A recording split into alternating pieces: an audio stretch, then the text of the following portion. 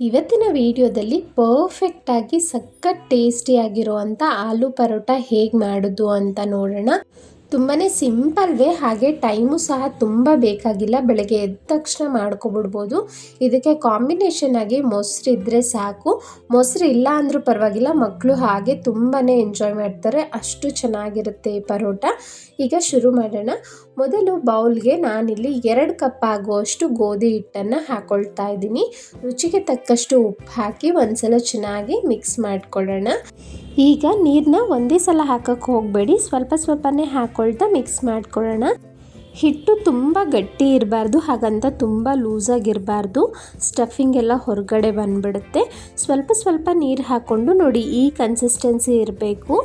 ಈ ರೀತಿ ಬಂದಾದಮೇಲೆ ನಾನಿಲ್ಲಿ ಇದಕ್ಕೆ 1 ಟೀ ಸ್ಪೂನ್ ಆಗುವಷ್ಟು ಎಣ್ಣೆ ಅಪ್ಲೈ ಮಾಡಿ ಮತ್ತೆ 1 ನಿಮಿಷ ಚೆನ್ನಾಗಿ ನಾದ್ಕೊಳ್ಬೇಕು. ಹಿಟ್ಟಿನ ಕನ್ಸಿಸ್ಟೆನ್ಸಿ ತುಂಬಾ ಇಂಪಾರ್ಟೆಂಟ್. ಇಲ್ಲಿ ನೋಡ್ತಿರ್ಬೋದು, ತುಂಬ ಗಟ್ಟಿಯಾಗಿಲ್ಲ, ಹಾಗಂತ ತುಂಬ ಸಾಫ್ಟಾಗೂ ಇಲ್ಲ.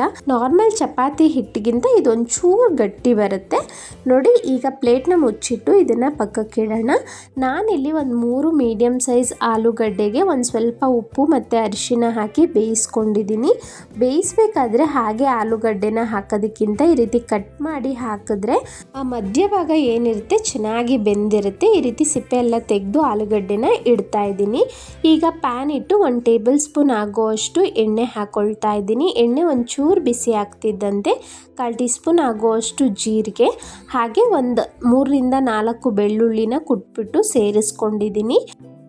3ರಿಂದ 4 ಹಸಿಮೆಣಸಿನ್ಕಾಯಿ ಹಾಕೊಳ್ತಾ ಇದ್ದೀನಿ. ನಂತರ 1 ಮೀಡಿಯಮ್ ಸೈಜ್ ಈರುಳ್ಳಿನ ಕಟ್ ಮಾಡಿ ಹಾಕ್ಕೊಂಡಿದ್ದೀನಿ.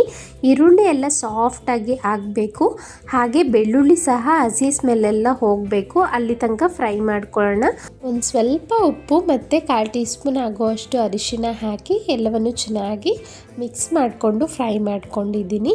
ಈರುಳ್ಳಿ ಎಲ್ಲ ಕಂಪ್ಲೀಟ್ ಸಾಫ್ಟಾಗಿ ಆಗ್ತಿದ್ದಂತೆ ಬೇಯಿಸಿರೋ ಅಂಥ ಆಲೂಗಡ್ಡೆನ ಈ ರೀತಿ ಸ್ಮ್ಯಾಶ್ ಮಾಡಿ ಹಾಕೊಳ್ಳೋಣ ಎಲ್ಲವನ್ನು.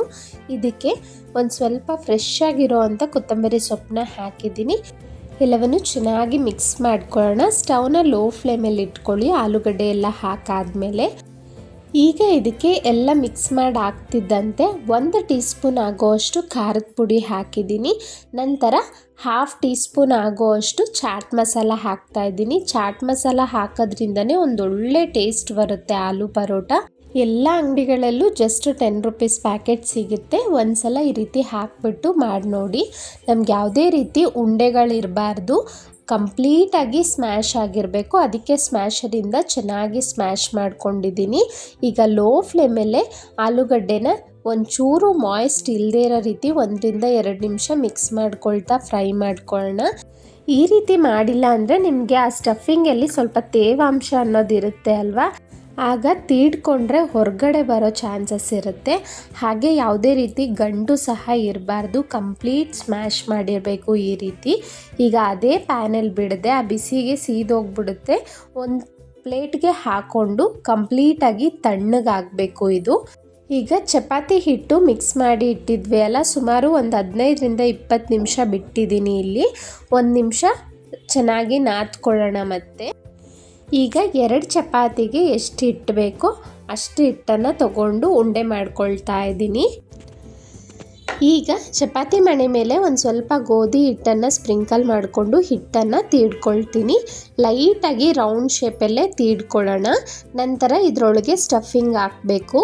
ನೀವು ನೋಡ್ತಿರ್ಬೋದು, ಒಂದು ಸ್ವಲ್ಪನೂ ತೇವಾಂಶ ಅನ್ನೋದಿಲ್ಲ. ಈ ರೀತಿ ಸ್ಟಫಿಂಗ್ ಮಾಡಿಕೊಂಡ್ರೆ ನಮ್ಗೆ ಆಲೂ ಪರೋಟ ಪರ್ಫೆಕ್ಟಾಗಿ ಬರೋದು. ಈ ರೀತಿ ಎಲ್ಲವನ್ನು ಫೋಲ್ಡ್ ಮಾಡಿ ಎಕ್ಸಸ್ ಹಿಟ್ಟೇನಾದರೂ ಇದ್ದರೆ ಅದನ್ನು ತೆಗೆದುಬಿಡಿ.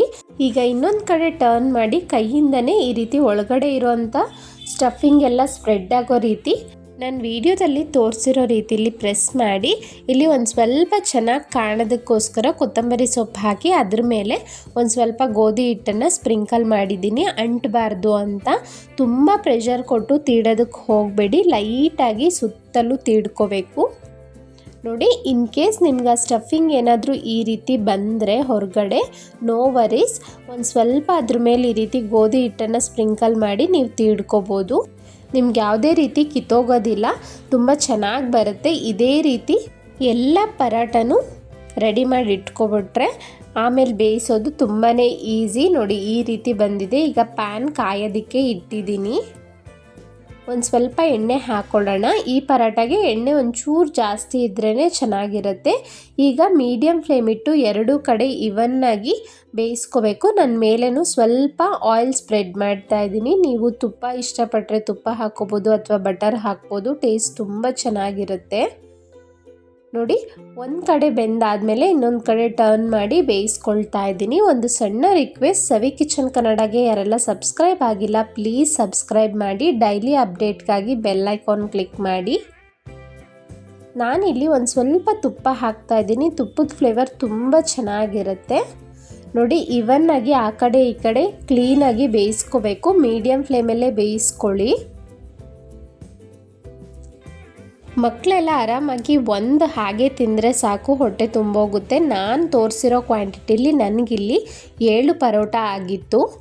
ನೋಡಿ ಎರಡೂ ಕಡೆ ಬೆಂದಾದಮೇಲೆ ನಾನು ತೆಗಿತಾ ಇದ್ದೀನಿ. ಆಲೂ ಪರೋಟಾಗೆ ಯಾವಾಗಲೂ ಬೆಸ್ಟ್ ಕಾಂಬಿನೇಷನ್ ಅಂದರೆ ಗಟ್ಟಿ ಮೊಸರು, ತುಂಬ ಟೇಸ್ಟಿಯಾಗಿರುತ್ತೆ. ನಾನಿಲ್ಲಿ ಮೋಮೋಸ್ ಚಟ್ನಿ ಸಹ ಮಾಡಿದ್ದೆ, ಅದ್ರ ಜೊತೆನೂ ತುಂಬ ಟೇಸ್ಟಿಯಾಗಿತ್ತು. ಒಂದೊಳ್ಳೆ ಕಾಂಬಿನೇಷನ್. ಇಲ್ಲಿ ಒಂದು ಸ್ವಲ್ಪ ತುಪ್ಪನ ಅಪ್ಲೈ ಮಾಡ್ತಾ ಇದ್ದೀನಿ ಮೇಲೆ. ಸಖತ್ ಟೇಸ್ಟಿಯಾಗಿರುತ್ತೆ. ಮಕ್ಕಳಿಗೆಲ್ಲ ಕೊಡೋದಾದರೆ ನೀವು ತುಪ್ಪದ ಜೊತೆನೇ ಹಾಗೆ ಒಂದು ಫೋಲ್ಡ್ ಮಾಡಿ ಕೊಟ್ಬಿಟ್ರೆ ಹಾಗೆ ತಿನ್ಕೊಬಿಡ್ಬೋದು, ಅಷ್ಟು ಚೆನ್ನಾಗಿರುತ್ತೆ. ಇವತ್ತಿನ ವಿಡಿಯೋ ನಿಮ್ಗೆ ಇಷ್ಟ ಆಯಿತು ಅಂದ್ಕೊಳ್ತೀನಿ. ಪ್ಲೀಸ್ ಲೈಕ್ ಮಾಡಿ, ಶೇರ್ ಮಾಡಿ, ಹಾಗೆ ವಿಡಿಯೋನ ಹೈಪ್ ಮಾಡೋದನ್ನು ಮರಿಬೇಡಿ. Thank you so much.